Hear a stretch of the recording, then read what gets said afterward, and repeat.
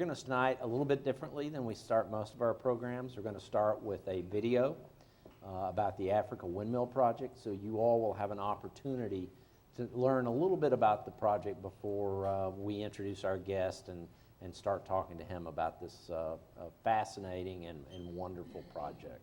Okay, we're ready to watch the video, if our technology works.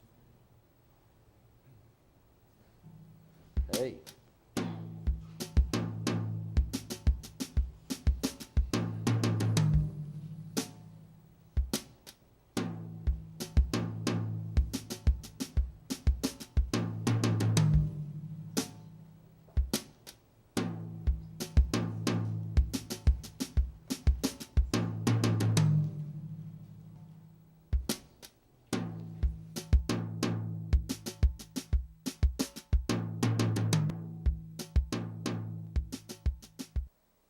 We train farmers to irrigate their land during the dry season by building and maintaining water pumps made out of locally available materials such as logs, bamboo, rope, and discarded plastic jugs.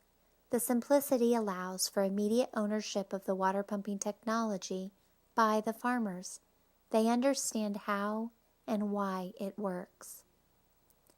Specifically, our training program starts with sustainable farming strategies, such as how to make and utilize compost for fertilizer. We then train them about their soil types and proper grading for flood irrigation. Africa Windmill Project provides the farmers with alternate vegetable, high-yield seeds to supplement what they are already using. Our Malawian staff teaches how to build the water pumps and utilize them correctly in their gardens to irrigate with their easily accessible groundwater. The farmers are already using bucket wells for their drinking water and irrigation needs. Africa Windmill Project enables them to pump water to their crops, saving them time and labor. Our staff then supports each farmer by following up regularly for a year, continuing to provide farm management trainings. Africa Windmill Project truly enables each farmer to become self-sufficient.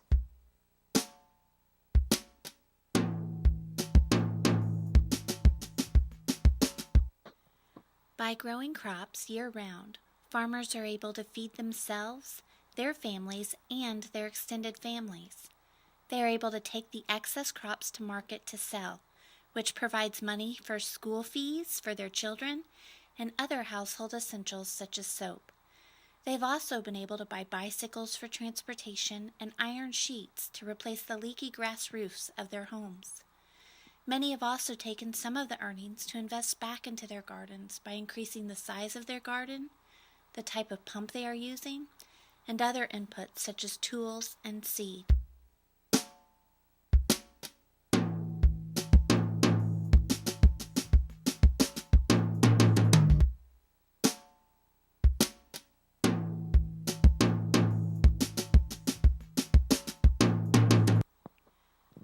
The current method of irrigation for farmers is to use buckets and watering cans to irrigate their gardens.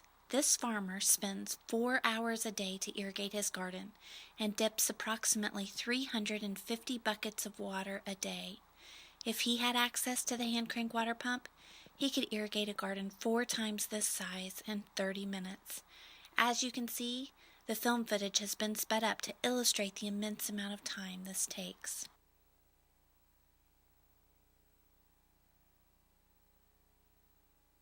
Currently in Malawi, only 3% of farmland uses irrigation methods other than rain or buckets and watering cans.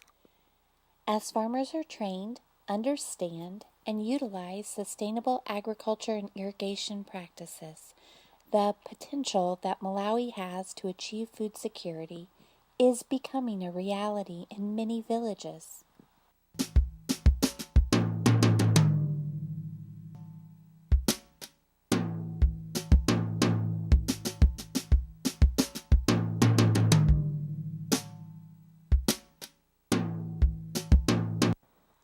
The mission of Africa Windmill Project is to empower farmers in a sustainable way, leading to food security of their nation.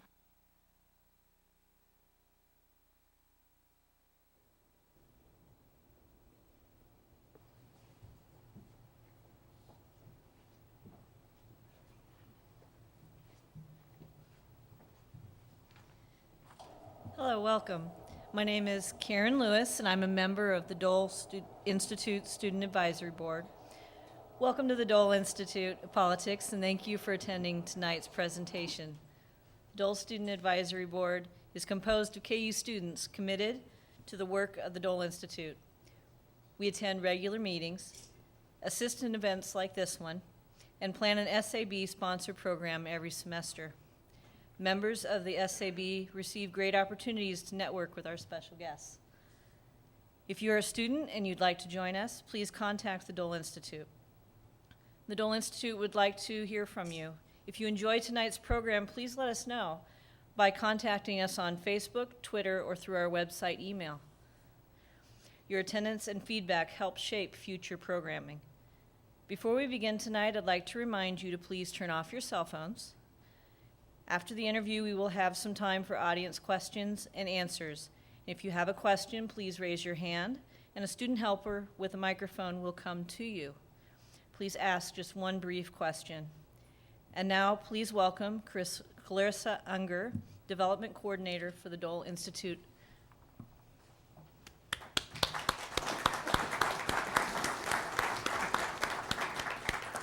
Thank you, Karen, and thank you all for coming out this evening. Nice timing, Clarissa. I know, I didn't expect that. There are two things I'd like to direct your attention to this evening before we introduce tonight's guest. On the back of each of your programs is a list of some of our upcoming events. And even though the semester is starting to sort of wind down, our programs are not. So just a couple to point out. On Tuesday, April 9th, we will have the third in our African American and World War II series. This one will be on the Tuskegee Airmen, and the movie Red Tells will be examined by Kevin Wilmot, and we'll also have a couple of showings of that movie beforehand. Would just like to point out that we have 2 more sessions for our study group this semester with Brigadier General Roosevelt Barfield. His study group is on U.S. engagement, military, and political affairs, and if you haven't had a chance to check that out, you do still have 2 more opportunities this semester for that. It's been really great. I would really encourage everyone to go. And we also do have another one of our Fort Leavenworth series programs Thursday, April 4th at 3 p.m. So we have in the back, I would encourage everyone to pick up our new spring program schedule, which lists even more of the evening programs that we have for this semester. It'll be easy to find this in the back because it's the picture of what we all wish it looked like outside. So you can pick that up and check out some of the other programs that we do have going on here at the Dole Institute this semester. The other thing I'd like to direct your attention to is you all have programs for the Friends of the Dole Institute on each of your chairs. The Friends program is a great way to get a little more involved at the Dole Institute and take advantage of some more of the opportunities that we have here. And we do have special memberships for students and veterans, so I would also encourage everyone to take a look at that. And tonight our guest will be interviewed by our director, Bill Lacey, and we are very honored to have with us John Drake. John comes from Texas but lives in Florida now, and after a mission trip to Malawi in 2007 as an architect, he realized that their problems in Africa don't just consist of HIV and AIDS, but also of malnutrition and malnourishment. And when he came back to the U.S., decided that he wanted to put his architectural skills to work and started redesigning windmills that could be used and built in these cities and villages in Africa to help address this problem. And as you can see from the video, it's really made a lot of impact. And so we're really excited to have him here this evening to learn more about that. So please join me in welcoming tonight John Drake.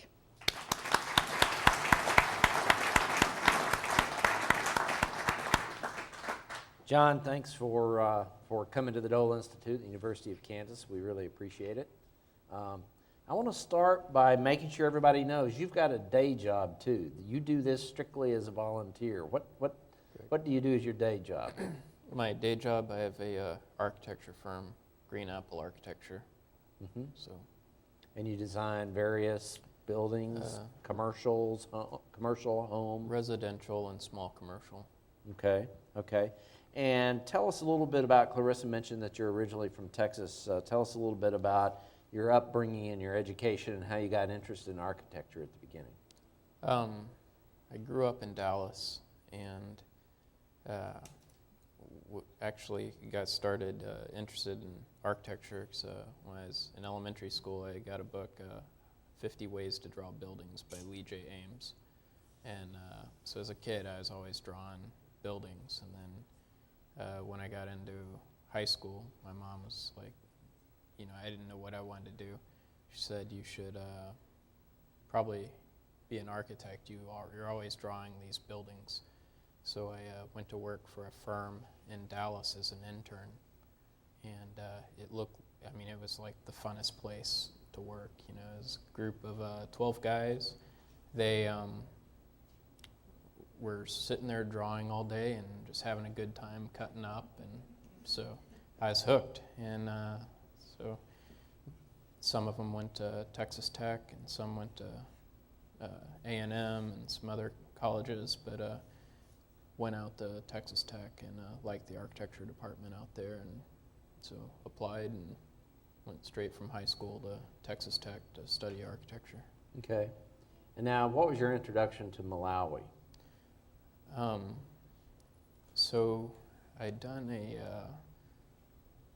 my first mission trip was in 2006. And Is this funded by a church?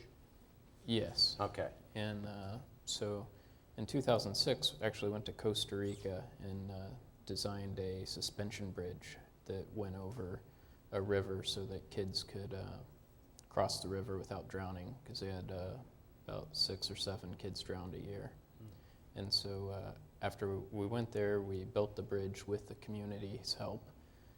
There were brick masons and construction workers that lived in that community that helped us build the bridge. And after that, I was hooked.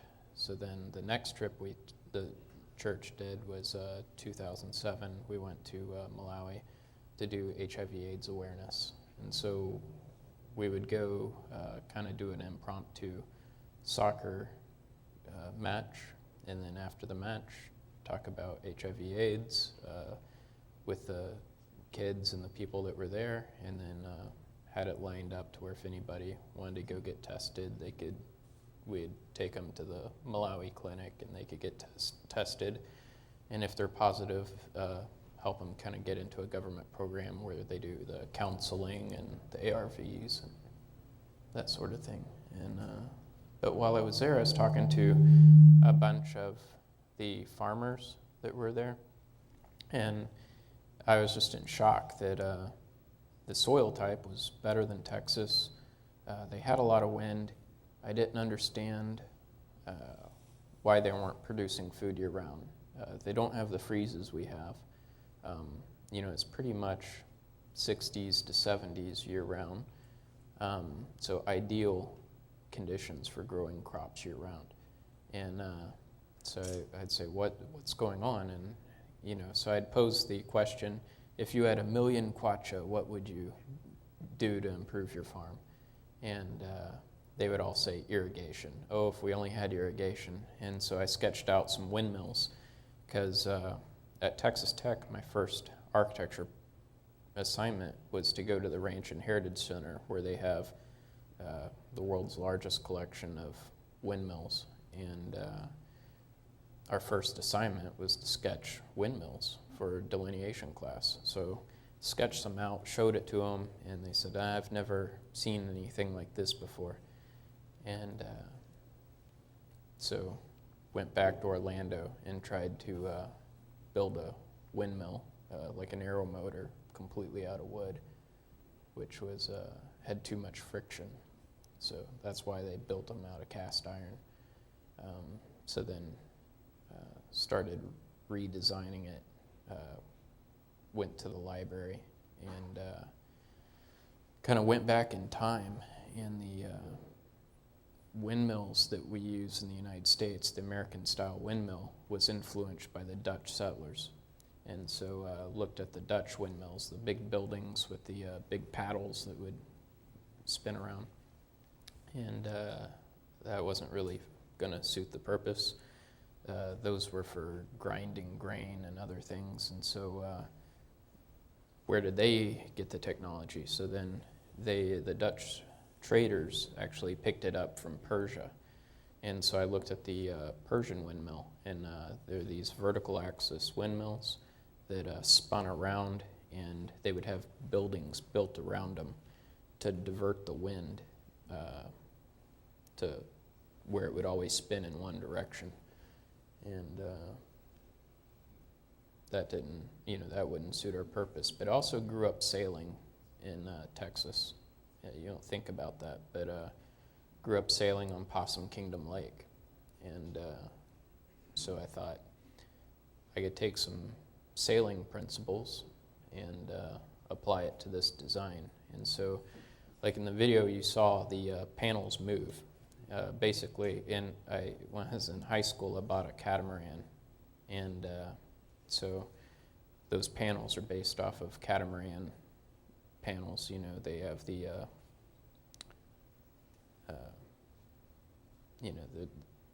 what are they called? Anyway, in catamarans, they have these ribs in the sails to hold them in place, and then they flip out and come back in. So designed it to where 4 panels, one's constantly being pushed with the wind, then it moves a little bit out, and then it jibes and flips out, which actually doubles the lever arm. So you get just as much power out of that one arm as you do the 2 being pushed. And then it kicks it on around, and then the 4th panel comes up in irons. And with that design, the wind can blow from any direction and produce power.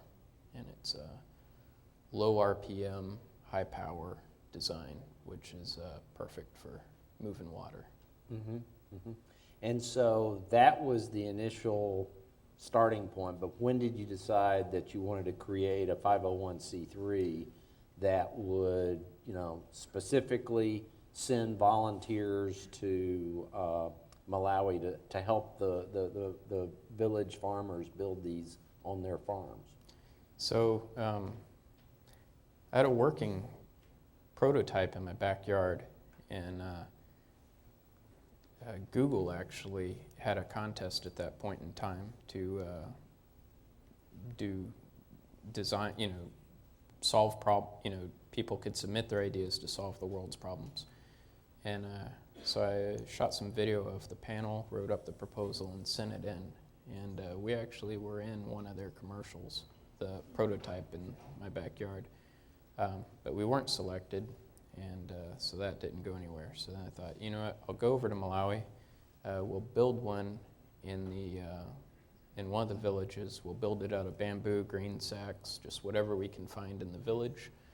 And we'll show them how it works, and we'll talk to some of the agriculture universities, and just that'll be that. And so went over with 3 of my friends. We had some relationships with another organization.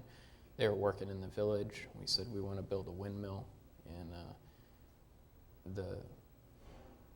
they said okay. So we built the first full-blown working prototype in a village, got it up and running, and the villagers were pretty shocked. We drove to the local colleges where I'd made previous contacts with, picked up the irrigation professor at Boonda College, and then at the 2-year college, picked up their irrigation specialist professor. Drove from there and said, what do you guys think? Is this going to work for Malawi? And they were like, yeah, this will work. It's moving water. This is a type of irrigation that it's sustainable. The farmers can build it. They can maintain it. If something breaks, they have the materials readily available in their village. This will work. So then went back to the United States. And actually at that point in time, our country director, Christopher Adair, he had started with another NGO, coincidentally in 2007, with a 1-year contract. And then he stayed for a 2nd year, 2009, and his contract was ending. And so I said, you know what, and he was kind of our liaison there. He was helping us find materials and do different things. And I said, your contract's ending. I'm going to go back to the U.S. and start a 501c3 and get some funding together to get this going forward. If we get this going, would you want to be our person in Malawi? And he said yes. And so then went back, filled out the papers. A private foundation of a group of businessmen in Orlando called the Florida Fellowship Foundation gave us our seed money to file all the paperwork for the 501c3. Now, am I right that you only have one employee, and that's the one who's based full-time in Malawi? So he's the only, so the board is myself, my wife, and 2 friends of mine, and we're a volunteer-only board. And then we have Christopher Adair. He's originally from Washington State, and just a really sharp guy. And he's lived in Malawi since 2007. He's our country director. He's on staff. And then he has a staff now of 6 Malawians. And the Malawian staff members are the ones that actually go and do the training in the villages. Christopher's job is to train our Malawi staff and to, do oversight for budgets and things like that. And do you find the program works better if you have, fellow villagers explaining the program to each other and those kinds of things? Definitely. I mean, there's just lots of cultural things that, from the beginning, I was taking all types of American ideas and going over there. I mean, it's like, Steve Jobs created the iPhone, and then within 6 months, millions of people had it. Whereas over there, things just move at a slower pace. And so, and also then culturally, there's, if somebody from, somebody from the United States or Europe goes over there and does something, a Malawian will say, of course he can do that because, he's not Malawian. I was in this one village and went there and we're talking to the chief and said, what's your village's need, if we were to do something? And he said, we need a new borehole well. And I said, you need a borehole well? That's it's a borehole about 80 feet deep, and they have these galvanized metal pumps that hand pump. If it's pretty standard. And I said, well, I just passed one on the way in. What's wrong with that one? Why do you need a second one? And he goes, oh, well, that one ran out of white man magic. And I thought, okay. And so, we talked to him for a little bit longer. And then after we left, I was talking to our staff guy, and I go, what was he talking about? It ran out of white man magic. And our staff member said, anything he doesn't understand, he thinks is magic. And some Dutch came in and put that well in and left, and it quit working, so he assumes it ran out of white man magic. And I go, well, it's only 2 one-way valves. In this hard mineral water, they stiffen up. You got to replace the valves every couple of years. And he goes, okay, here's the problem. 1, you know how it works. He goes, 2, you could go to a store and buy replacement parts. 3, he doesn't have any tools. So unless you teach him how to do it, unless you provide him with readily available spare parts and tools, it's just going to fail and sit there until somebody else comes and puts a new one in. A few years later, I've run into an organization in Zimbabwe, and all they do is train African villagers on how to repair those pumps. So, Okay. But the point here that shouldn't be lost on us is that's so significant, at least to me, is that you're training them how to build these windmills out of materials that they have on hand, right? correct. And you're teaching them how to repair them. So what you're doing is you're giving them basically a skill, and once they have it to share with whomever they care to share with. Correct. And so, and we start them out with building hand crank rope and washer pumps. So when I went over and immediately we did the windmill, I was kind of naive thinking that's where we would start. They'd never used irrigation before, so we had to take several steps back. We first started out teaching them how to do, our staff teaches them how to do compost bins, and then how to grade the land for irrigation, because they'd never needed to know how to do a major and minor slope before. So they teach them how to do that.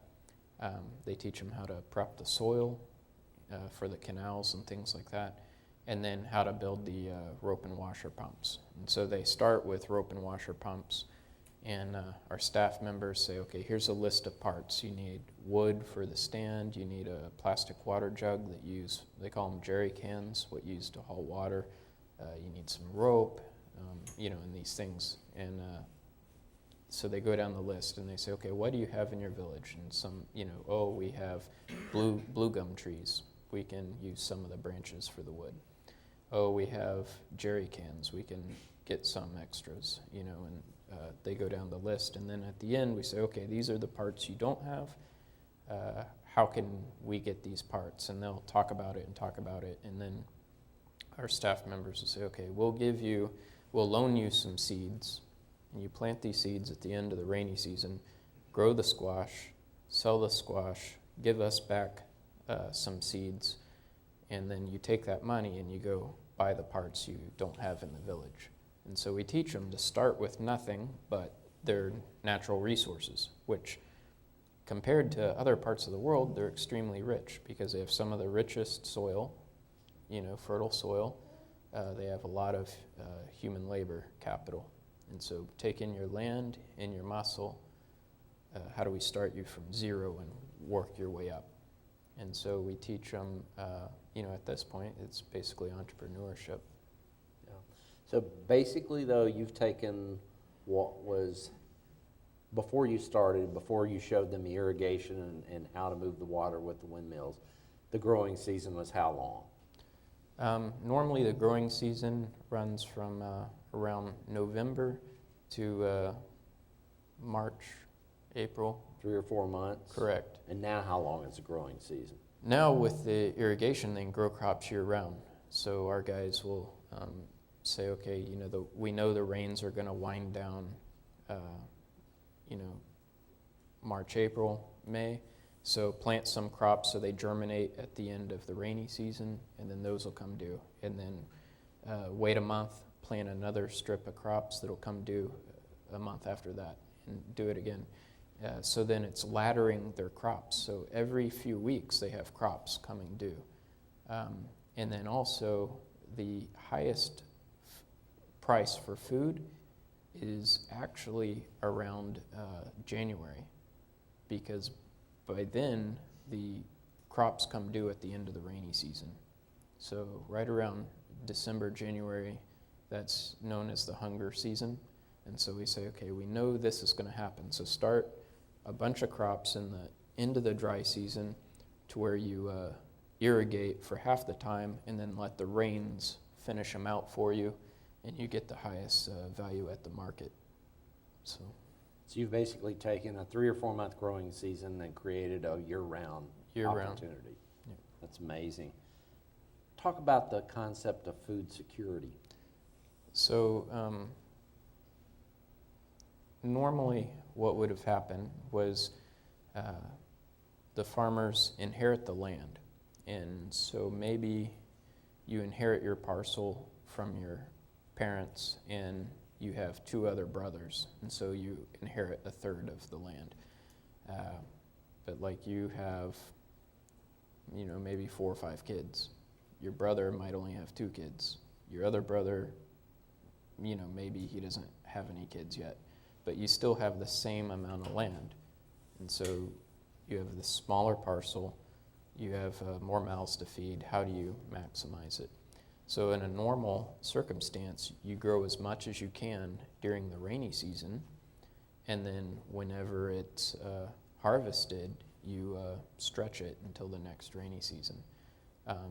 Usually in the dry season, the average Malawian calorie intake is around 300 calories, which is equivalent of like 2 or 3 sodas. Usually they'll start out eating 2 meals a day, and then towards the end of the dry season, they'll drop down to just 1 meal a day in the evenings. So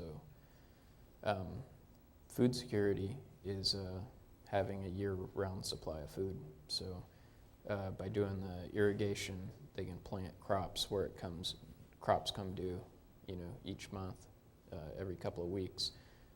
They'll plant squash, and they'll sell the actual squash fruit or vegetable, but then they'll eat the leaves, which pumpkin leaves are really good. Tastes like spinach. So, Why is it important, excuse me, why is it important to have food security at the village level? So we empower the farmers to take care of their families, to feed themselves. And so if a farm, so this is kind of what's happened in some of the other countries. In Malawi right now is the people are still on the land. There really isn't any slums like you would see in Johannesburg or Kenya. So the farmers are still on the land. But if a farm fails, meaning they don't have enough food to feed their families, then they're forced to sell their farm and move to the city to look for work. And so that's when you start having this migration from the fields, the farmlands, to the city centers, and that's where you start having the slum conditions start up. I've been in the slums in Kenya and Johannesburg. It's like once they're there, they're kind of stuck. So I know a Malawian family, and I know it's a mom, and she has 5 kids. She said that, she grew up in the village setting. She had the 5 kids. Her husband passed away, so then she couldn't farm the land like her husband could. So the land that she didn't farm, the surrounding farmers would start encroaching on her land, and her land started getting smaller and smaller. So she sold the farm for the money she could get and moved her family to town into kind of this little outlying village where it's really dense, and they pay rent. So then she has to go into town to work. Usually, like her job is cleaning houses. So she was able to find that job, so she cleans houses, and the kids are kind of left to their own devices most of the week. Her kids will grow up in going to school in that environment, but the odds of them continuing school without any type of charity, is pretty slim, like the odds of them finishing school. So then that's kind of how the farming communities start to degrade.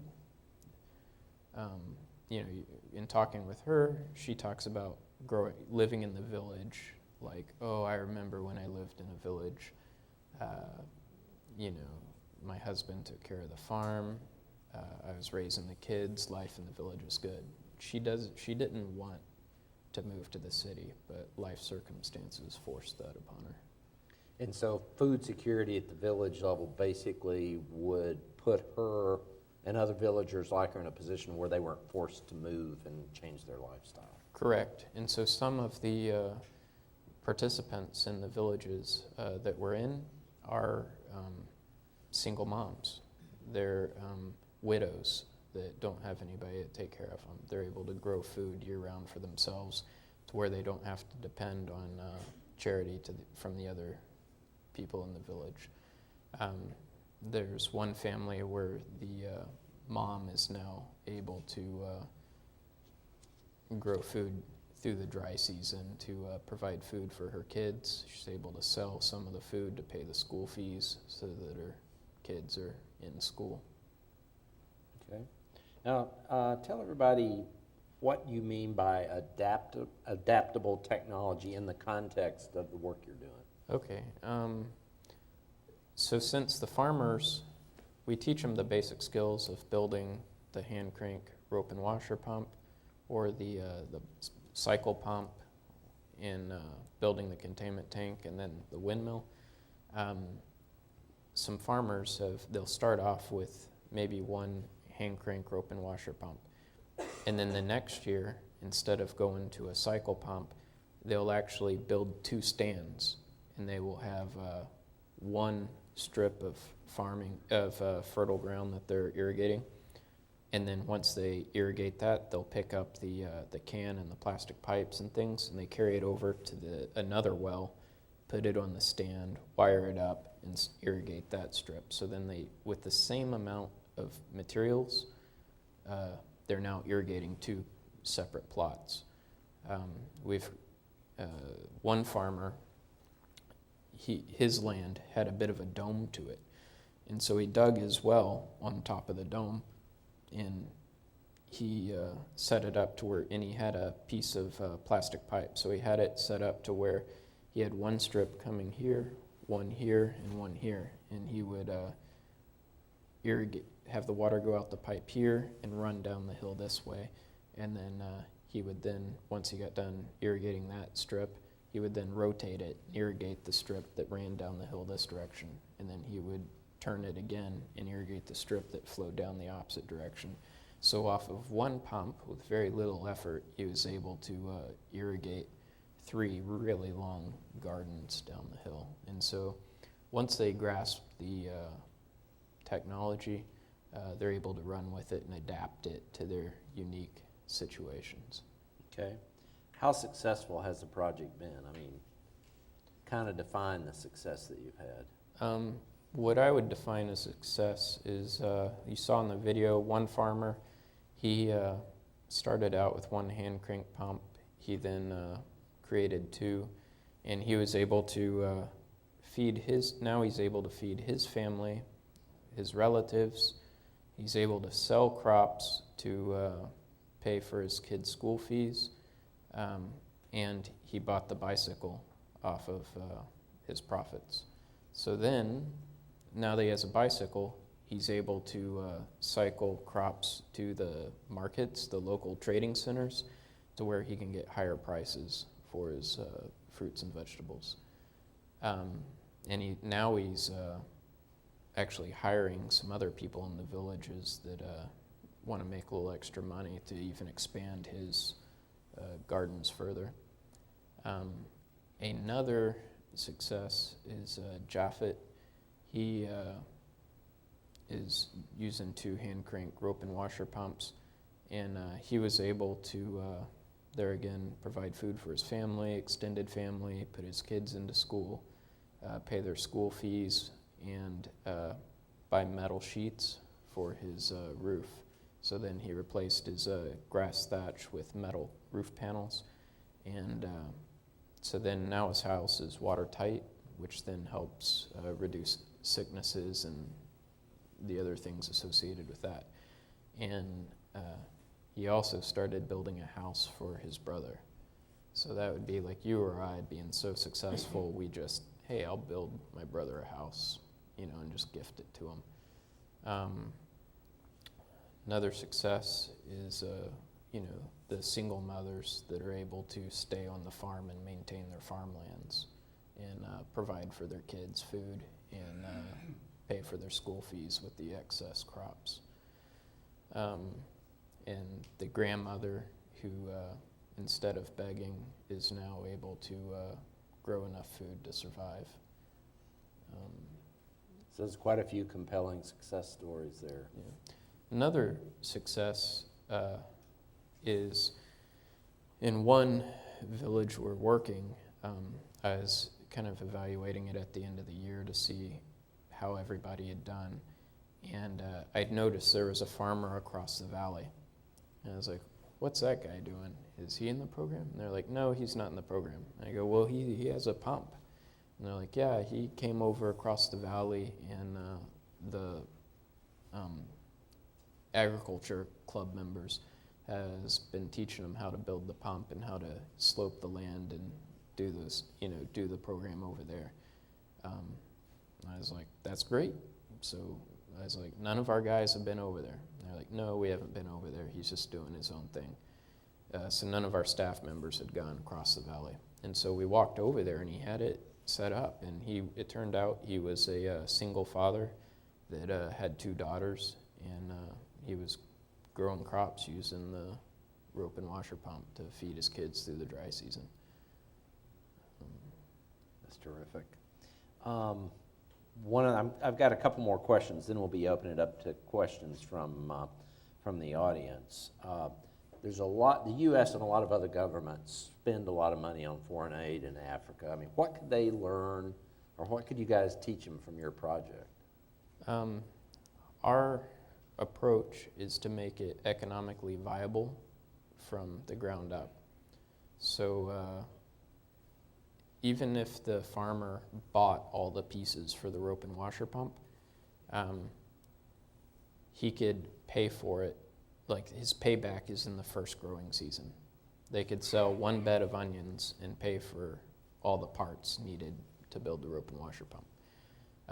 Once they get going with the rope and washer pump, they're able to buy more parts to do the cycle pump. They're not going to buy a whole bicycle and take it apart to build a cycle pump, but they will go buy old parts, like old bicycle parts and things like that, off of broken bicycles, and then they can make the cycle pump. And then that just dramatically increases their crop yield. So they can go from, like, a rope and washer pump's good for about 1/4 acre to a 1/2 acre. A cycle pump can go up to a full 1 acre to 2 acres. A windmill, I mean, it just has a lot of potential. We haven't found a farmer with enough land actually to max out a windmill, because usually their plots are pretty small. So, like, they could go 3-4 acres easily with a windmill. The advantage of the windmill is, like, the first farmer that saw one spinning, he goes, oh, now I understand. The wind does the work. And it's like, yes. And he's like, oh, I like this. So we're like, yeah, so even when you're at home asleep, it'll be cycling for you and filling the tank. And he's like, oh, yes, I like this a lot. So that's how it works out. But, so it's economically viable from day one. It's sustainable because the parts required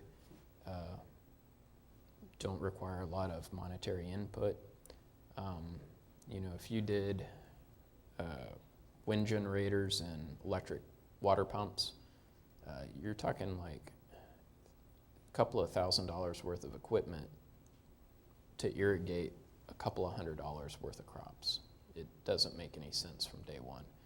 If you do, gas pumps, petrol pumps, the gasoline cost to irrigate the food costs more than the food. And plus, like in a lot of African countries, there's perpetually fuel shortages in Malawi.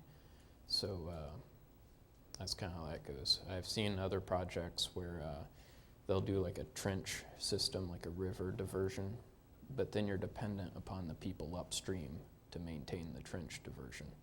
As soon as somebody upstream decides to quit maintaining the trench, you're out of water. So, and then once the farmers are successful, a lot of times their initial thoughts are, I have this extra money, I've got metal sheets for my house, I have a bicycle, I'm going to expand my farm, I'm going to buy a pig. And we go, hold on a minute here, why are you wanting to buy a pig? And they say, well, that's what you do, you buy a pig and you raise pigs. It's like, okay, well, 1, pigs are expensive. You need 2 of them. If 1 pig dies, you're in trouble. Pigs get sick a lot, take medication, things like that. How about you do rabbits? Because also culturally, they're not going to eat a pig because they're trying to raise them to sell. But they will culturally eat rabbits. Rabbits multiply quickly. Redundancy is automatically built in.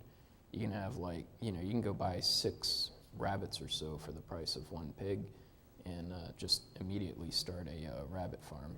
And they reproduce so quickly, they can eat a rabbit every other week, every 3 weeks, get protein intake and still have some to sell.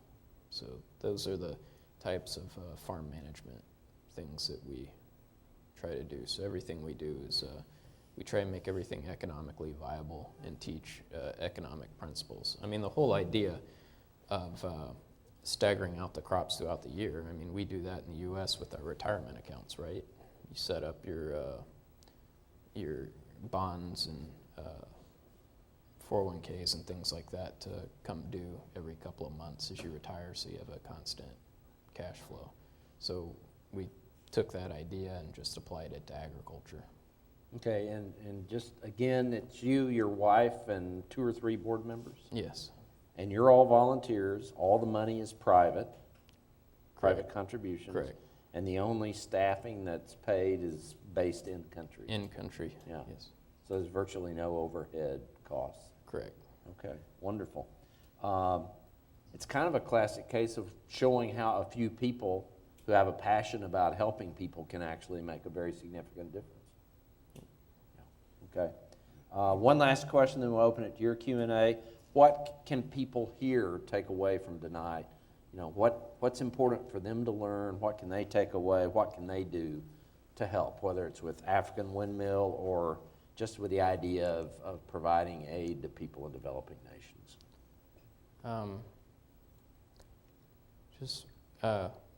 When you do give to something, think about, is it going to really help the people? Are you giving to help them, or are you giving to help you feel better? How's it going to impact the local economy? A lot of times when food distribution goes out in a village, so like if a maize farmer has been growing corn the whole season, and he actually was successful, but then an NGO comes in and gives him, just starts handing out sacks of corn, it destroys his economics of his farm. So,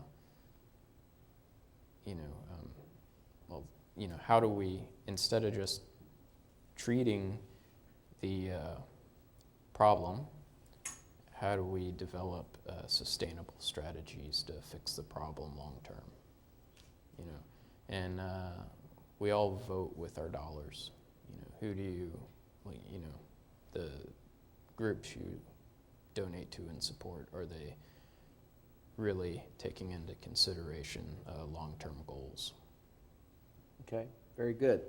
Okay, we'll open it up to your questions and answers. If you have a question, keep your hand up. One of our students will come by, and I think we have the first one. Hi, I'm Dee Miller, and I spent 9 years living in Malawi and did community development and public health nursing during that time, and I applaud you. I was excited because we got an engineer to come out and do 3 villages in Malanje, which is in the southern region, and he did drip irrigation. And I'm wondering, is this a form of drip irrigation that you're doing? Kind of, but without the pipes. We do flood irrigation, and so that kind of gets into the adaptability. Certain villages will have sandy soils and clay, and so we teach them to take the clay and make the trenches with the clay to then flood irrigate the sandy beds. Our staff member, Chiwezi, he has a 2-year degree in agriculture and specifically in soil. And so we also teach them to mulch. So they'll flood irrigate down to these beds, and then the mulch keeps it from evaporating. Okay. And the Boyd I'm and sorry, Harness ma'am, just Wind- one question, Oh, really. okay. I'm sorry, but a lot of people have their hands up, and I want to get to as many as I can, so I'm sorry to interrupt you. Go back here now. Hi, I just have a short question. What role did culture, the local culture of the area, have to play with the design and then the utilization of this windmill? I mean, it has a lot to do with it. One, the materials. They readily grow bamboo. They use bamboo for their housing. The containment tanks, they dig the clays and make their own bricks and fire the bricks to make them hard for their houses. So that's what we incorporated into the containment tanks. Their primary source of transportation, if it's not foot, it's bicycle. So there's a lot of bearings and old bicycle parts laying around. So, Okay, I have a question right here. Hi, I'm Don Breda. Tell us a little bit more about the availability of the water in the wells. In the video, it looked like a hand-dug well that the gentleman was pulling water up by pail, maybe 5 or 6 feet. So what's the water table, and what would be the cost of drilling the wells or doing whatever needs to be done to make it available? Malawi has the advantage of being politically stable, basically, for like a couple of thousand years. When the British left, their country was stable, and they haven't had any turmoil to move the people around. So the villages are centered around high spots in the water table, and so usually you can dig down, usually around a village you can dig down a couple of feet and hit water. The deepest we've gone is around 25 feet with a rope and washer pump. We haven't gone any further because we haven't needed to. I've been told that I've spoken with another person from another NGO that works in Ethiopia, and he said they've gotten a rope and washer pump to go past 100 feet. But in Malawi, we don't need to. Okay, I have a question back here. Yes, I'm sure there are thousands of bicycles sitting in garages. Would you, if you had 1,000 bicycles, would that help you?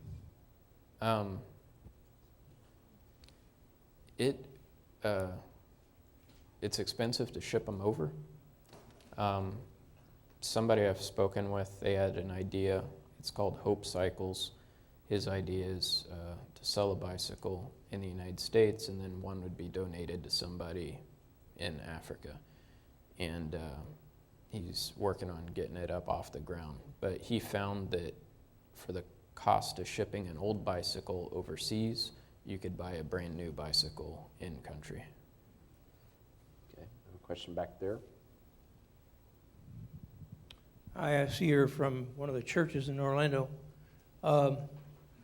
I guess you've looked at our history in our country and seen that we've founded a banking system and so on. And so I'm wondering what your vision is for Malawi to move on and use local talent for creating a government. Well, they have government. They have two different systems. They have the original tribal system is still intact. So each village will have a village chief, then there will be a village headman that oversees maybe a dozen villages, and it goes on up to a tribal council that oversees the whole country. And then on top of that, you have the civic layer of president, vice president, parliament members, things like that. Okay, we have a question right here, I think. Hi, Jody Gentry. First, thank you for coming. It was an inspiring talk. Recent statistics coming out of Africa suggest that 1/3 of all hand pumps are non-functioning, which you sort of already addressed earlier. And I was wondering if you could perhaps mention, the number of windmills that you have constructed, what you're doing to ensure that they're sustainable, and your monitoring plan. Sure. The farmers build the water pumps themselves, and since they build them themselves, they know how to repair them. So that's how they're sustainable. We teach them to source the parts themselves from local sources in their community and then the trading centers. So if something breaks, they can fix it. The rope and washer pump uses washers, so our guys teach them to cut out the top of the jerry can, the plastic can, and then to cut the washers out of that portion that was cut out. And so if a washer breaks, they can just cut a new one. As far as kind of what we have now, we have three windmills up. We have probably around 40 or so cycle pumps going in this year. We have several from last year. As far as hand crank rope and washer pumps, it's hard to say. Maybe 60 to 80 at this point. At this point, we've got the technology nailed down, so we're actually working, training 3 other NGOs to replicate what we're doing. Because there are other NGOs that are already working in villages, already have relationships established. So instead of us going and doing all that legwork, and they're already doing usually some form of agriculture. And so these NGOs send their agriculture staff to our training site.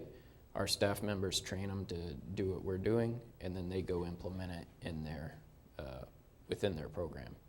And so that's our growth strategy going forward, because it's the most economically viable, and it's the fastest since they already have the relationships established. Okay, I have a question here. Hi, my name's Chelsea Mertz, and I actually served for 2 years in the Peace Corps in Malawi. I was able to witness firsthand some of the issues of food security and drought, particularly in 2012 while I was there. And my question for you is, one thing I also witnessed was issues of crop diversity. A number of people do monocrops, grow only maize or only tomatoes or only onions. And I was wondering what sort of programs your organization has in training people on sort of like permaculture design, or teaching them to intersperse their crops or grow a number of other crops. Yeah, and that's great. Our staff member, Chuezi, and then also Blessings, Malamba, they both have agriculture training, and so they do stuff like teach them to grow peanuts intermixed with the maize. So then you have a complete nitrogen cycle. The peanuts put nitrogen in, the maize takes the nitrogen out. Talk to them about crop rotation. If they have different pests, pests build up if you keep planting the same thing over and over and over again, because they know that's where the food is. If a farmer has a problem with a certain pest, then they'll suggest, okay, well, why don't you not grow tomatoes this season in this bed? Let's do onions, because we know this pest will not eat onions, and that pest will move on to somewhere else. And so by doing the crop diversity, it not only diversifies their diet, but it also cuts down on the pest. And we've had farmers go entire seasons using crop rotation for pest control. Let me ask you something, John. I don't know if you can answer this because this is kind of tricky, but by what factor are you increasing the ability of these farmers to produce? I mean, at first, when we first started talking, based on my research, I was thinking more of as taking a 3 or 4 month growing season and making it 12 months, but you're also teaching them a lot about agricultural efficiencies. So, I mean, has anybody studied how much the average farm is producing more than it would have previously? We haven't done any hard number studies, but anecdotal. Our top farmers are now producing more crops, which is yielding more money than their rainy season crops, because a couple of things. One, they're able to get higher yields out of a smaller plot of land. Also, the land in the rainy season is a lot of times underwater and flooded, but it's the silt and things from the higher ground that runs down there and just keeps renewing the crops. I mean, the soil. I mean, it's like we've all learned about the Egyptian delta, right? That's why it was so fruitful. Same thing, just on a micro scale. So each rainy season, a lot of the nutrients wash down into these bogs, and then in the dry season, those bogs are plantable, so then they produce higher yields. The price of food is much higher in the dry season because scarcity, so then the farmers are able to sell it for a higher price. So the top farmers are making more money off their dry season crops than they are their rainy season crops. Wow, okay. A question here? Hi, I'm part of a student group that does some similar type of work that you do, and I was wondering, when you enter a new community, how do you go about creating trust within that community, ensuring that they know that you're doing something that is sustainable and it's going to benefit them? No, that is excellent. Very good question. We only go into communities that we're invited to. And so we're typically invited either by a local pastor or by a village chief. And one trip I was over there, we were, the village chief, we're going into this new community, and under the chief's tree, there's the chief, Christopher Adair, and then our staff members. And the chief said, as your chief, I've heard about your hunger problems, and you asked me, to solve your hunger problems. Well, I've gone out and I found Africa Windmill Project, and they're going to teach you how to grow crops through the dry season so that you have food. And so as your chief, this is the solution. And then they hand it over to our staff members. Christopher will introduce himself. He then introduces the staff members, and then the staff members get up and they start the program. And if we just went in and said, this is what we're going to do, it wouldn't work. And then after we have success in one village, then the surrounding chiefs will come to our guys and say, hey, when are you going to come do the trainings in our village? So. Okay, great. Right here. Dennis White, do you focus on a specific geographic area in Malawi, or is the entire country open for projects? Currently, we started out in the long way. We're working with World Relief, who has a lot of village partnerships over by the lakeshore in Salima. And so now we're working outside of the long way. We're working in Dole district, and we're working in Salima, which is all basically in the central district. We're working a partnership with a Malawi government branch organization called NASFAM, National Association of Smallholder Farmers, and they would like for us to expand into the north and into the southern regions. So that's kind of the growth strategy. Okay, back here. Right. Hello, my name is Adiran. So I just wanted to, first of all, thank you for speaking to us. And then I wanted to ask what your long-term goals are for the project. Because currently you're empowering the local residents. Would you be maybe establishing a school in each village so that they can teach other people and then it continues? Long-term goals are to empower, to train more NGOs that are already working in villages to implement our program. So, what are NGOs, if anybody doesn't know? Non-government organizations. So, there's several that we're working with. There's several others that are faith-based and non-faith-based non-government organizations that have approached us that want us to start training their staff. Okay, we have a question here. Hi, I'm Colin Edwards. I was just wondering, with the higher yields that you're getting, have you had to address at all grain or crop storage in the local villages? No. They naturally will grow as much food as they can during the rainy season, and then they make their own bins and store it through the dry season. So that's kind of what their standard operating procedure is. So we don't really have that issue. Plus, what grows best during the dry season, due to the angle of the sun and daylight hours and things like that, are the vegetables. So. Okay, Let's go right here. I understand how American windmills work, but how does the one that the centrifugal windmill actually pump the water?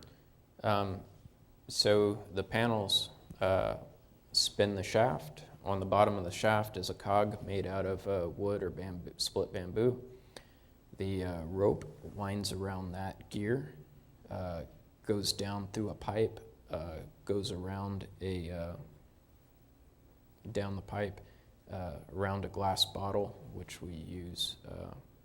We started out using a plastic pipe we'd drill holes in to fill full of water, but after a season, it'll wind up cutting it. So now the guys are wrapping it around a glass bottle. It won't wear out. It picks up the water and actually lifts it up out of the pipe. So every foot of rope that goes through the pipe pulls out a foot of water. Okay, we're going to take one or two more questions. We have one back here. Yeah, just curious, are any of the NGOs that you are working with, do any of them able to obtain funding from USAID? I don't know. The NASFAM is funded by the Malawi government. The Malawi government gets funding, through various sources. I'm not sure where their funding comes from. The Good Neighbors is another group we're working with. They're actually funded by South Korean Evangelical Association. And then World Relief is funded by U.S. Evangelical Association. Okay, we're going to take one last question in the back. Where can we get more information about the windmills and other technology? You can go to africawindmill.org. If you Google it, it'll pop right up. I found out today. John, thank you very much. Thank you. For an enlightening discussion.